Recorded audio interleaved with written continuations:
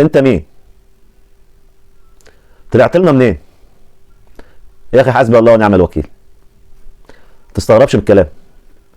نزلت فيديو لعلاء صادق وقلت ان علاء صادق كذاب وبيعمل فتنه، ودي كانت التعليقات اللي جات لي. التعليق الاولاني: انت مين انت عشان تتكلم على علاء صادق؟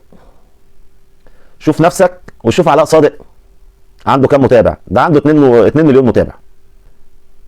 انا معتز، عبد من عباد الله، على قدي، وعارف ان انا ما عنديش 2 مليون متابع، بس عمرها ما كانت بالمتابعين.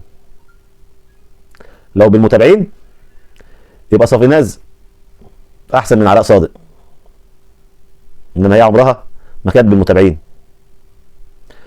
طلعت لنا منين؟ عادي، طلعت لك من الموبايل عادي. يا اخي حسبي الله ونعم الوكيل. حسبي الله ونعم الوكيل فيا انا. تمام؟ مفيش واحد فيكم طلع قال لي لا علاء صادق بيتكلم صح عشان كذا وكذا وكذا، انما انتوا ما عندكوش مبدأ تردوا بيه.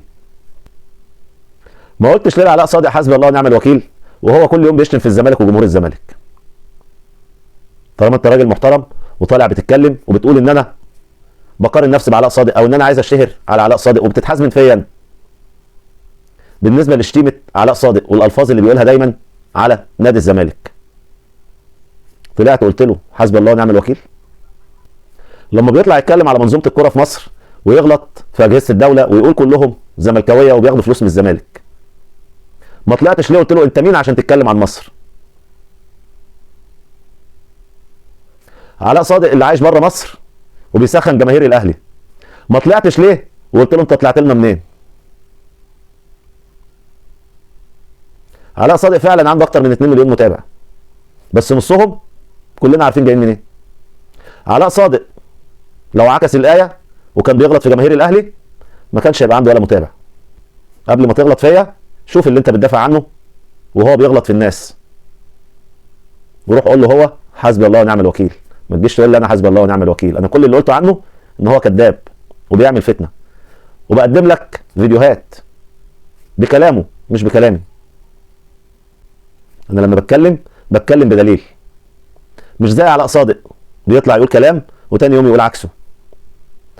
انا كزملكاوي لما الزمالك بيكون وحش بقول الزمالك كان وحش، ما بطلعش اقول تحكيم. مش زي جمهور علاء صادق، ومش هقول جمهور الاهلي، بقول جمهور علاء صادق اللي كل ماتش للاهلي سواء كسب او تعادل او خسر يطلع يقول لك تحكيم بيظلم الاهلي.